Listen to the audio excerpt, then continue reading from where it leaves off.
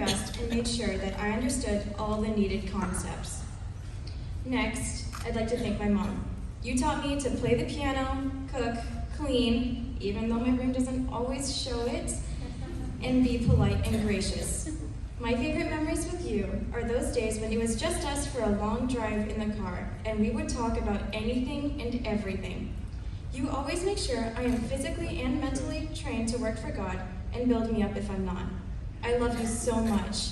Words cannot describe my gratitude that God gave me you for a mother. I'd also like to thank my dad. My favorite memories with you are also in the car, whether it be on the way to school or somewhere else, listening with your Telarc CDs and your awesome stereo to organ music, Dvorak symphonies, John Williams music, and movie soundtracks. You taught me how to drive manual to some extent, drive a boat, water ski, and how to defend myself in both friendships and politics. I love you more than words can describe, and you are my main role model. I'd like to thank my aunt for driving me to school, putting up with my random music tastes, and letting me steal random stuff occasionally. If it weren't for you, I would have been late countless times this year. Thanks, Auntie Abu Zaimas. Thank you to the Klossers for encouraging me in music. Cushings and Finleys, you truly are my other families. Thank you to Mr. and Mrs. Elliott for welcoming me into your home on multiple occasions, to Lauren for being my book buddy, and Kaylee for always being there when I needed someone to laugh with, rant at, or just be there for the sake of social silence. Also, thank you to the rest of my honorary family. If I have told you we're like family or something similar, you have helped me grow more than you'll ever know. Thank you to my 8th grade class for so many memories. Planet Kevin, Peter Rabbit, and Namu are my favorites. You guys made this year rather nerve-wracking, but also incredibly fun.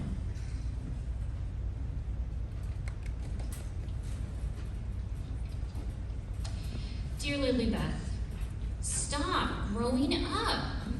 How did you go from an answer to prayer to a 15-year-old with a learner's permit? We prayed for years to have a baby, and we considered you a miracle child when God finally blessed us with a half a Pinot 15 years ago. We wondered what you would be like, your personality, who you would look like more. Would you like sports or reading more, or both? Would you love food as much as mommy?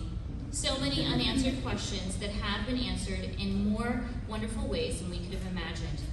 Oh, how precious and what a privilege it has been to watch you grow.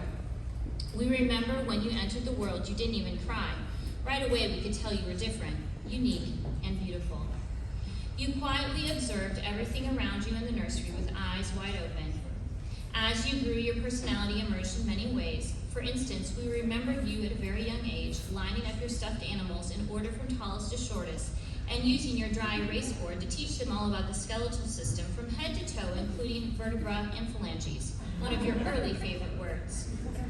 We also saw your strong sense of right from wrong and your belief in fairness and order. You were so obedient, you would put yourself in the timeout chair before we could even say anything.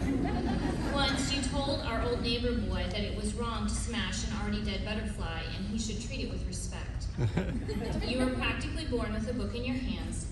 If you were quiet in the house, we didn't find you being mischievous. Instead, we found you reading in uncomfortable and strange positions, such as hanging over the couch upside down, sitting in the entryway still wearing your backpack with shoes half untied, or laying head first on your stomach down the driveway. As we watch you grow into a young lady, your talents keep developing and surprising us. From your earthly talents to your spiritual talents, the true challenge has been to cultivate them properly and to God's glory. Remember, life is about the impact you have on others. As we've approached your 8th grade graduation, we are amazed by your knowledge and how steadfast you are in your beliefs. You have a quiet, understated way you show compassion.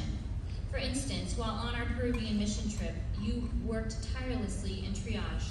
We observed you meeting patients, taking their blood pressure, making them at ease with a smile on your face.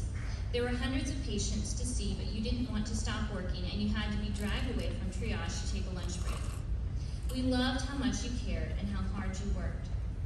Being your parents has been the greatest blessing and a marvelous responsibility. Our most important job, however, is to train you for eternity and to teach you who God is, and that He can be trusted and depended on daily. In fact, you you are living proof that God answers prayers. Even though we were blessed with only one child, you have filled our life with so much love and joy. God was right. You are definitely enough. Love, Mommy and Daddy. Will the parent